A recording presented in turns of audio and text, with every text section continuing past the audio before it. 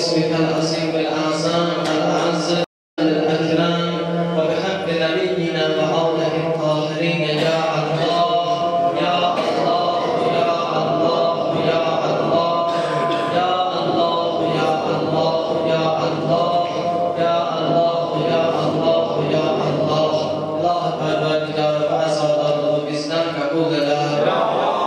Sana emri İzzet Celalullah bizi Kur'an'dan ve Ehl-i Beyt'ten ayrı salma. Onun düşmanları zelil eder. İslam'a hizmet gösterenleri müvaffak eder. Senin kalplerinde olan hazretlerin reva eder. Şükürlerin hell eder. Dünya ve ahirette İmam Hüseyin Aleyhisselam'dan ayrı salma. Bize Ehl-i Beyt'e hatır şefayı acil inayet eder. Beyt'te olan kardeşlerimizi sağ salamat öz ailelerine sakdır. Hepsi olan kardeşlerimizi, ruhanilerimizi tezliyle zindanlardan azad eder. İlahi ve hamileri ve habileri himaye edeyenleri zelil eder.